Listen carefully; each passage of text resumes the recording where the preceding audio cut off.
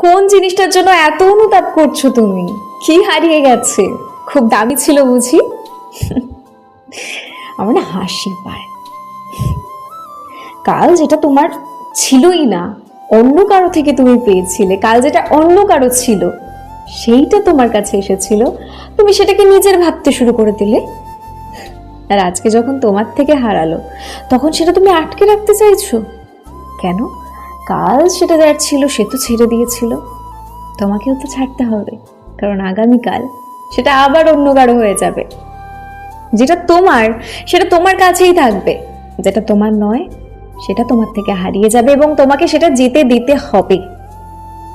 এই জীবনে আমরা আসি খালি হাতে, যাইও খালি হাতে।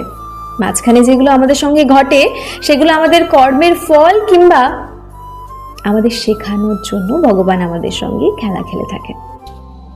এখান থেকে কিছু শিখতে হবে, শিখে জীবনে এগোতে হবে। এই যদি তুমি মুখ গোমড়া করে বসে থাকো তাহলে তো হয়ে গেল।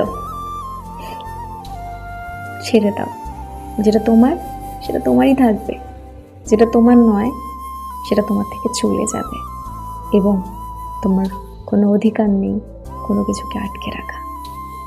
এটাই ভগবান বলেন, আমি এটাতেই বিশ্বাস করি। কিচ্ছু আমার নয়, কিচ্ছু তোমার নয়।